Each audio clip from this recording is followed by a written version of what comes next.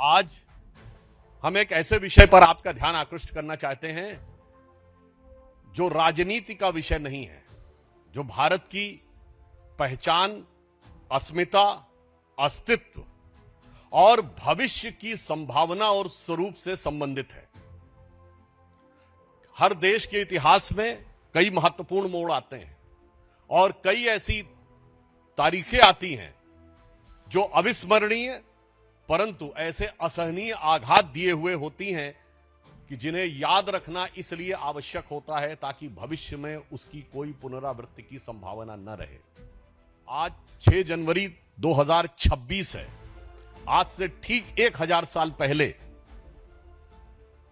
महमूद गजनी के द्वारा श्री सोमनाथ मंदिर का विध्वंस किया गया था, जो 12 ज्योतिर्लिंगों में सर्वप्रथम माना गया है, जिसके विषय में कहा गया है कि सोमलिंगम नरो दृष्ट्वा सर्व पापो प्रमुच्यते लभते फलम मनोवांछितः मृतः सर्वम समाश्रयेत। ये माननीय प्रधानमंत्री जी ने भी आज जो इसके अपना विचार व्यक्त किया है उसमें इस श्लोक का उद्धरण दिया है कि अर्थात सोमनाथ एक ऐसा लिंग है जिसे देखने मात्र से पापों का नाश होता है, पुण्यों की प्राप्ति होती है, मनोवांछित फल प्राप्त होते हैं और स्वर्ग का मार्ग प्रशस्त होता है। यह सिर्फ एक आस्था का विषय नहीं है, इसका महत्व भारत के लिए क्या था और आज ही इसको याद करने की आवश्यकता क्यों है, इसके लिए मैं ध्यान दिलाना चाहूंगा कि जब सोमनाथ की पुनर्स्थापना हो रही थी तो 11 मई 1951 को भारत के प्रथम राष्ट्रपति डॉक्टर राजेंद्र प्रसाद जी ने कहा था at the inaugural ceremony of Somnath, it is my view that the reconstruction of Somnath temple will be completed on the day when not only the magnificent edifice will arise on the foundation, but the mansion of India's prosperity will be really that prosperity of which ancient temple Somnath was a symbol. अर्थात उन्होंने कहा कि सोमनाथ की पूर्ण प्रतिष्ठा उस दिन नहीं होगी जिस दिन उस दिन नहीं होगी जिस दिन भव्य रूप में वह मूर्ति और मंदिर प्रतिष्ठापित होगा, बल्कि उस दिन पूर्ण मानी जाएगी जिस दिन भारत की समृद्धि का शिखर भी उसी प्रकार उठता हुआ दिखाई पड़ेगा जिस समृद्धि से आकर्षित होकर यह क्रूर बर्बर आतंकी आक्रमण किया गया था। और आज 1000 वर्ष के बाद अगर हम देखें तो 1951 में सरदार पटेल के प्रयास से और जवाहरलाल नेहरू जी के पुरजोर विरोध के बावजूद प्रथम राष्ट्रपति डॉक्टर राजेंद्र प्रसाद जी की उपस्थिति में यह स्वप्न साकार हुआ था और आज प्रधानमंत्री श्री नरेंद्र मोदी जी के नेतृत्व में जो बात डॉक्टर राजेंद्र प्रसाद जी ने कही थी कि समृद्धि की तरफ जब भारत बढ़ेगा तो यह पूर्ण होता हुआ दिखाई पड़ेगा, तो आज पूर्णता की तरफ बढ़ रहे हैं। जब हम चौथी बड़ी इकोनॉमी है, चौथे बड़े स्टॉक एक्सचेंज हैं, तीसरे बड़े ऑटोमोबाइल मैन्युफैक्चरर हैं, दूसरे बड़े मोबाइल हैंडसेट के मैन्युफैक्चरर हैं और डिजिटल ट्रांजैक्शन में दुनिया के नंबर 1 देश ही नहीं है, वर्ल्ड की सारी मेजर इकोनॉमीज में लगातार 2 साल से फास्टेस्ट ग्रोइंग इकोनॉमी है। अर्थात जो सोमनाथ के संकल्प का विचार था वो आज चरितार्थ होता हुआ नजर आ रहा है। दूसरी बात यह आती है कि इसको आज स्मरण रखने की क्यों आवश्यकता है, क्योंकि इस देश की अस्मिता के साथ एक बहुत घिनौना मजाक किया गया। मैं घिनौना मजाक शब्द इसलिए कहता हूं, हमारी जनरेशन के आप सब लोगों ने पढ़ा होगा, इतिहास में पढ़ाया जाता है कि साहब जो कुछ मोहम्मद गजनी ने किया सोमनाथ पे वो तो केवल पैसा लूटने के लिए किया था, उसका कोई धार्मिक भावना से लेना देना नहीं था।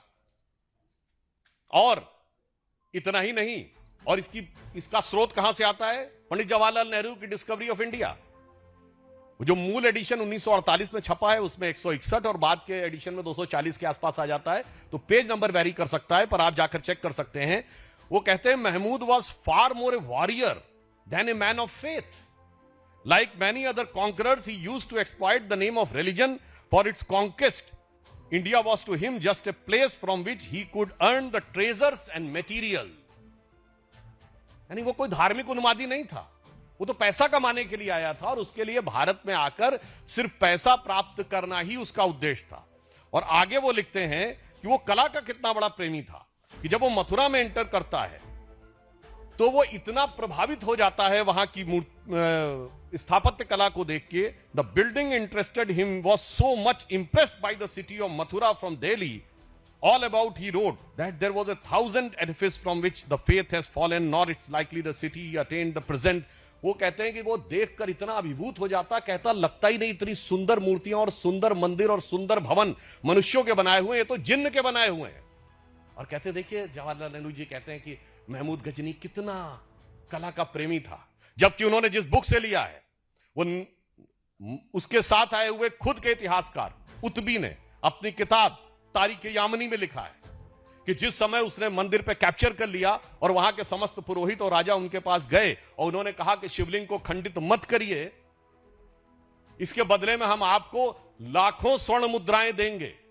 और उनके एडवाइजर्स को लगा कि एक अच्छा मौका है, हमें एक पत्थर से क्या लेना देना है, अगर इतना मिलता है. तो ये खुद महमूद गजनी के साथ आए हुए इतिहासकार, जिससे ये प्रेरणा ले रहे हैं नेहरू जी और उनके बाद उनके गोत्र के समस्त इतिहासकार. वो क्या लिखता है, कहता महमूद ने मना कर दिया. किस लिए मना कर दिया? वो कहता है इसलिए कि मैं चाहता हूं कि कयामत के दिन मैं एक बुत शिकन के रूप में जाना जाऊं, ना कि बुत परस्तों के साथ सौदागरी करने वाले एक गलीच बुत फरोश के रूप. यानी शुद्ध हिंदी में कह देता हूं, अर्थात मैं चाहता हूं कि कयामत का दिन आए तो मेरी ख्याति हो कि मैंने मूर्ति भंजक के रूप में मेरी ख्याति हो, ना कि मूर्ति पूजकों के साथ सौदागरी व्यापार करने वाले एक नीच इंसान के रूप में. अब बताइए जितने लेफ्टिस्ट और ये सब समझाते हैं, ये सारी थ्योरी डिमोलिश जो उसी में लिखी हुई है, मगर इतिहास को कैसा डिस्टॉर्ट किया गया. और सुनिए जो नेहरू जी ने लिखा डिस्कवरी ऑफ इंडिया में, जो कहा गया कि वो बड़ा प्रेमी था, ठीक इसी में, इसी किताब में, और ये एन नंबर ऑफ रेफरेंसेस में बहुत लिखा गया है. History of India as told by various historians, इसमें है translation of Tarikul Yamini by of the Mahmud chronicles. उसमें भी लिखा है कि जैसे ही वो मथुरा में देखता, पहले तो बड़ा प्रभावित होता, फिर कहता सारे मंदिरों और बिल्डिंगों को नष्ट कर दो. डिस्कवरी ऑफ इंडिया में वो सेंटेंस गायब. और इंटरप्रिटेशन ये कि वो तो बहुत बड़ा कला प्रेमी था. इसलिए आज भारत की अस्मिता के साथ हुए इस आघात और उसके साथ हुए इस घिनौने मजाक को याद रखने की आवश्यकता है. और एक और चीज आपको बताना चाहता हूं, भारत का एक और बहुत बड़ा नुकसान किया गया. वो क्या किया गया? आप सबने फिल्मों में डायलॉग सुना होगा. वो पुरानी फिल्म थी 1991 की शायद, जिसमें दिलीप कुमार और राजकुमार दोनों थे, जिसमें उनका हेलीकॉप्टर लैंड कर जाता है.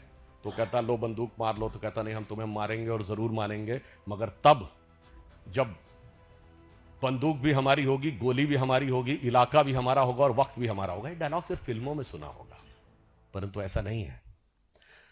महमूद गजनी के साथ आए हुए इतिहासकार ने लिखा है कि एक हिंदू शाही डायनेस्टी थी, आप में तो अब किसी को नाम में नहीं पता होगा, उसकी राजधानी काबुल थी, जिसका नरेश धर्मपाल जब ये लूट के गया, और धर्मपाल से युद्ध के बाद भी वो गया और आज के जो कजाकिस्तान की तरफ, और उसे पता चला कि तुर्क राजाओं ने महमूद गजनी को घेर लिया है. तो अलबरूनी ने लिखा है, अलबरूनी ने लिखा है, क्या लिखा? उसने कहा जब घेर लिया है तो वो धर्मपाल उसको कहता है कि मैं 2000 घुड़सवार, 10,000 सैनिक और 100 हाथियों के साथ तुम्हारी मदद करने को आने को तैयार हूं, मगर किस लिए? इसलिए नहीं कि मैं तुम्हें बचाना चाहता हूं, इसलिए कि तुम्हें मारने का संकल्प मैंने लिया था. तो मैं अपने अलावा किसी और को तुम्हें पराजित करते हुए और तुम्हें मारते हुए नहीं देखना चाहता. ये वो चीज थी जिसने भारत को बचा के रखा, ना कि एक गाल के बदले दूसरा गाल आगे कर देने के सिद्धांत ने. इसलिए इसी के लिए श्रद्धेय अटल बिहारी वाजपेयी जी ने पूछा था, आज सोमनाथ जो दिखाई पड़ रहा है, माननीय प्रधानमंत्री जी ने जिन भाव की अभिव्यक्ति की है, वो दर्शाता है कि भारतीय संस्कृति की वो जीवनी शक्ति थी, वो संघर्ष शक्ति थी, जिसने दुनिया के सबसे बर्बर आक्रमणों को भी झेल कर अपने को बचा के रखा, जिसके लिए अटल जी ने लिखा था कि दुनिया का इतिहास पूछता रोम कहां, यूनान कहां है, घर घर में शुभ अग्नि जगाता वो उन्नत ईरान कहां है, दीप बुझे पश्चिमी जगत के छाया, जब बर्बर अंधियारा, तभी चीर कर तम की छाती चमका हिंदुस्तान हमारा। और वो जो चमक थी उसकी अभिव्यक्ति सोमनाथ के प्रथम ज्योतिर्लिंग में दिखाई पड़ती थी। मगर अफसोस 1835 में मैकॉले ने जो विष हमारे दिमागों में भरना शुरू किया, 2035 में प्रधानमंत्री जी ने कहा उस विष से मुक्त करनी है। उस विष का बहुत बड़ी विष बेल को काटने का प्रतीक सोमनाथ का मंदिर था। अब आप कहेंगे साहब बहुत इतिहास की बात हो गई, आज के कॉन्टेक्स्ट में क्या है? तो यह भी मैं बताना चाहता हूं, आप सभी लोग, विपक्ष के लोग बहुत बोले थे कि डोनाल्ड ट्रंप ने ऑपरेशन सिंदूर के बाद भारत पाकिस्तान की मध्यस्थता की बात कही थी और इसको लेकर हमारे विरोधी बहुत उछल उछल के बोल रहे थे। तो 11 मई 2025 को डोनाल्ड ट्रंप ने यह भी बोला था कि 1000 ईयर से इंडिया और पाकिस्तान के बीच की लड़ाई है और कश्मीर उससे जुड़ा हुआ मुद्दा है। तो मैं पूछना चाहता हूं, इन लोगों में से किसी ने सवाल किया कि 78 साल पहले बना हुआ देश में 1000 साल पुरानी लड़ाई क्यों है? ये वही 1000 साल की लड़ाई है जिसका 1000 साल आपको दिखाई पड़ रहा है। और ये मैं केवल अपने मन से नहीं कह रहा हूं, पूछिए पाकिस्तान की सरफेस टू एयर मिसाइल का नाम क्या है? Ghazni. Air to air missile का नाम बाबर, दूसरी मिसाइल का नाम गौरी।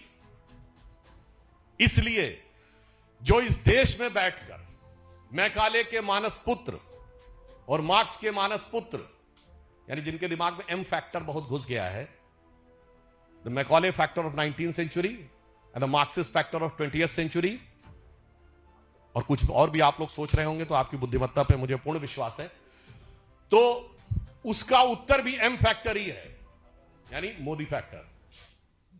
जो मोदी जी ने आज इस विषय पे अपने विचारों की अभिव्यक्ति की है, राष्ट्र को उसे समझने की आवश्यकता है।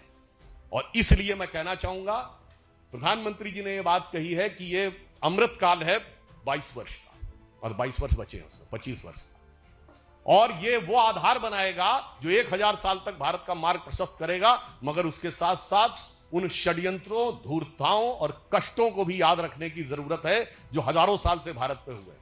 जो लोग ये कहते हैं कि मुगल आक्रमणकारियों के दौर में भारत में क्या क्या हुआ, तो उनके मैं बहुत डिटेल में नहीं जाना चाहता, सिर्फ इतना बता देना चाहता हूं कि एंगस, जो प्रोफेसर आरजी रमल ने डिवो साइट बनाई है, जिन्होंने वर्ल्ड की हिस्ट्री का पूरा किया है, कब कब कितने लोग मारे गए, उसमें तुगलक के दौर में कितने मारे गए, खिलजी के दौर में कितने लाख मारे गए, मुगल के दौर में कितने मारे गए, कुल मिलाकर उन्होंने 60 मिलियन से 80 मिलियन लोगों के मैसेकर की बात कही। विल डुरांट ने हिस्ट्री ऑफ सिविलाइजेशन में लिखा है, the Muslim conquest of India was not one of the bloodiest, he said was the deadliest. Colonel James Tod ने लिखा है annals and antiquities of Pakistan of Rajasthan में कि जब अकबर ने कैप्चर किया तो उसने 2980 किलोज के जनेऊ तोले, 2980 किलोज। आप सोच सकते हैं कि कितना था। ये किसने लिखा? फॉरेनर्स ने। इसलिए मैं कहना चाहता हूं, मजाक मत उड़ाइए।